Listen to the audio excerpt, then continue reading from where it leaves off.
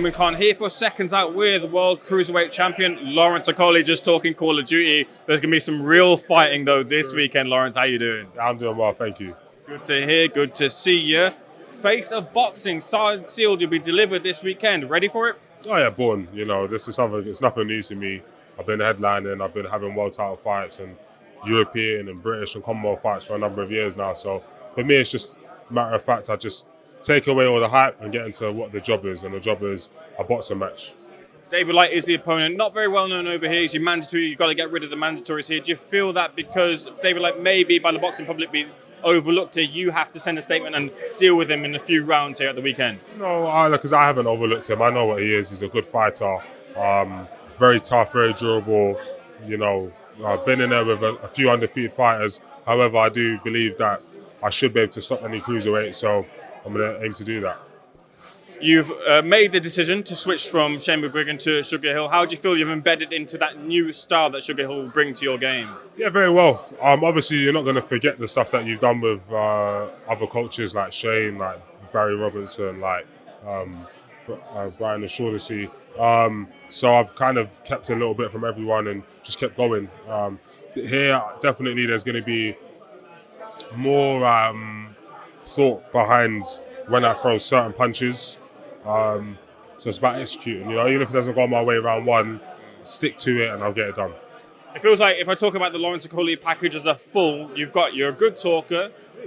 I do think so. You've slipped into the mainstream with your book, your rapping as well. Maybe the boxing side in terms of entertainment isn't quite fully there. That's where the switches came. Do you feel that that's kind of the last thing to create the whole Lawrence Okolie package and be that face? Yeah, but that's one part, obviously. Who doesn't like an entertaining fighter? My favourite fighters are all entertaining, so I'd love to add myself to that list of sensational, because mine's a little bit, one time I get a massive KO, the next time I get a KO maybe a little later, and then I've gone points. So, well, to be honest, I've had like 8 KOs in a row and then one wasn't. But I don't like that one, so I want to kind of keep it consistent, yeah. The cruiserweight division right now is very much fluid, it's thriving. You come through, David, like, look, classic thing, you're not overlooking your opponent here, but there are big fights to be made here. Jai Apataya, free agent now, other world champions too. Unification's next in the horizon? Yeah, I believe so, and that's very interesting about him being a free agent. That kind of helps. But yeah, I definitely feel like winning this fight opens up the door to so many other fights. Yeah, why not? I noticed that CBS has said that since you left the gym, it's kind of changed, and maybe in the future you too could lock horns, put the friendship aside. Is that open to you as well?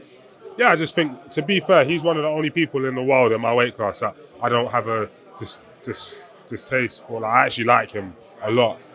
And in boxing, he's one of the only people that I consider like a friend. However, when you think about making money together, opportunities, it's like he would be one of the only ones that I could fight and afterwards, win, lose or draw, hug him and say, well done or come again. Doesn't really matter to me. So yeah, he's someone that I would box, but it wouldn't be like a grudge match. It would be like, we're both in the same weight at the same time.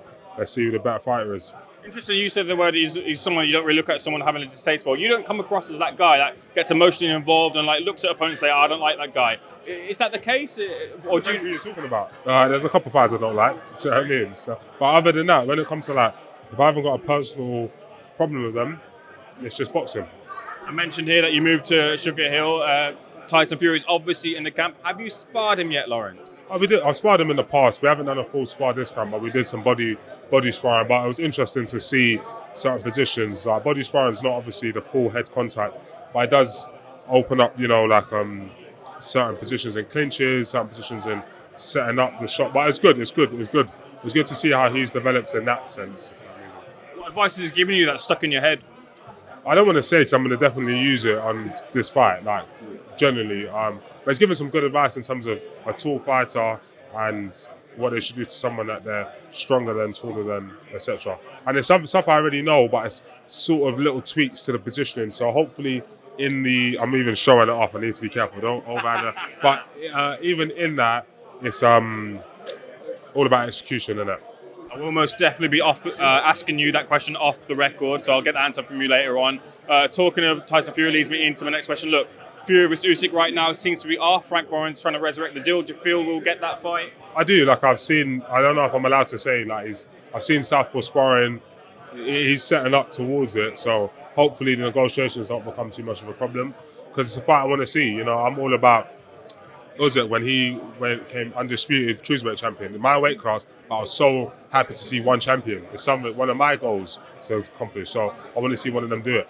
You're someone who's backed yourself and you've gone your own way here. You want to maximise your potential, whether it be financial, boxing-wise, whatever it is. Do you feel like a Tyson Fury's stance of, you know, the contract disputes and the rematch clause, he has to be hardline here, he has to get what he's worth? Yes, there's obviously a point that obviously he's already won a world title. So it's difficult. When you haven't got to certain heights, that's more important to you than anything else. But when you get to this sort of age and stage that Taz Fury's in, he's got I don't know how many more years left. So I'm not him. I can't dictate his career.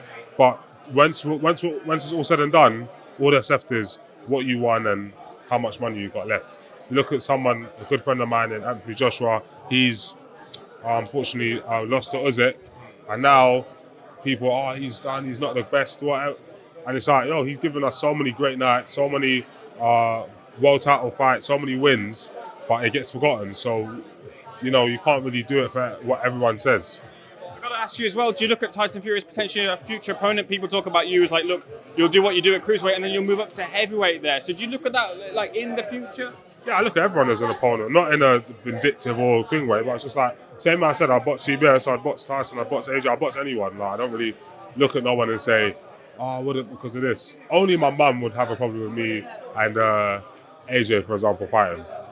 Speaking of Manchester Joshua, he takes on Jermaine Franklin. Eddie Hearn has said, look, a lot of jeopardy in the fight because if AJ loses, where does he go from here? Do you share that same sentiment? He has to win.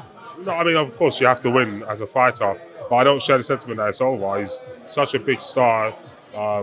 He's a heavyweight. Heavyweights, you know what I mean? It's different. I as a boxer, I know. Obviously, any boxer can knock another boxer out. But at heavyweight, anything can happen, wins, losses, whatever. It's about the journey, So I don't think it's a be-all and end-all, but it is obviously a high-pressure fight. Speaking of Eddie Hearn, I believe you had your say on Twitter. I saw online the quote about the discourse between Eddie Hearn and Joshua Buatsi and then what happened with Simon Jordan there. Can I just get you to elaborate on that whole situation, Lawrence, your thoughts on that situation and then maybe the back and forth between Eddie Hearn and Joshua Buatsi in the aftermath of Buatsi moving over to boxer? Oh, yeah, like I said, exactly what I said on the day. I think, one thing I don't want to do is get into a back and forth with Eddie on fight week. Do you know what I mean? He's a great talker and a great personality. So best of luck to him. But at the end of the day, it's clear. It's becoming more and more clear the more that people see. It's just all this, and guys are great when they're with him and shit when they're not with him. Let's bring this back to you. Look, I've got a legal background, so I wanted to ask you, is that contract dispute gone? Is it done? It seems to be the case because you're fighting, but is that all in the background now and clear? No, it's more I was right in what I said, legally. And outside of that, there's other little bits and bobs that we're going to do, but they're going to get spanked the same way. And then, speaking of this weekend, what can fans expect to see from you in the ring against David Light? What can they expect?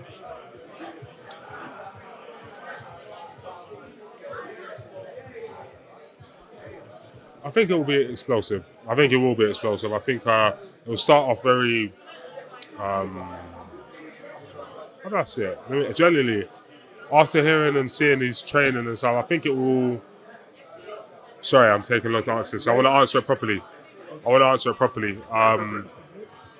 It will be systematic. Interesting response there. I'm looking forward to seeing a systematic performance from you, Lawrence, and maybe some Warzone wins on your Instagram as well, too. Thanks for speaking to Seconds Out. Much appreciated, sir.